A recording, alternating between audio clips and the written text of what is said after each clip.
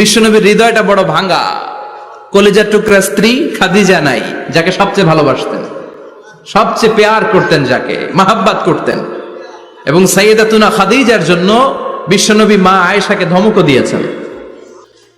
সাইয়েদাতুনা খাদিজার কথা যখন বিশ্বনবী বলে বেড়ায় মা আয়েশার কাছে, খাদিজার কথা বললে মা আয়েশা বলতেন, ও নবী, কোন জাহিলি যুগে এক বুড়ি মহিলার সাথে আপনার বিয়ে হয়েছিল, মরে গিয়েছে, কবরে শুয়ে আছে। ওই মহিলার পরে কত সুন্দরী সুন্দরী নারীরা আমরা আপনার ঘরে আসলাম, তারপরে ওই বুড়ির কথা আমাদেরকে বলেন কেন, ওই বুড়ির কথা শোনান কেন? বিশ্বনবী রেগে গেলেন। সাইয়েদাতুনা খাদিজাকে বুড়ি বলার কারণে বিশ্বনবী মা আয়েশার চোয়ালটা এইভাবে চেপে ধরেছে। কোনদিন স্ত্রীর গায়ে হাত তোলেননি, শুধু এই একবার খাদিজাকে বুড়ি বলার কারণে মা আয়েশার থুতনি চেপে ধরেছিলেন। আল্লাহু আকবার। আবার বিশ্বনবী বলতেন, রুজিকতু হুব্বাহা, খাদিজার ভালোবাসা আল্লাহ আমার হৃদয়ে ঢুকিয়ে দিয়েছে।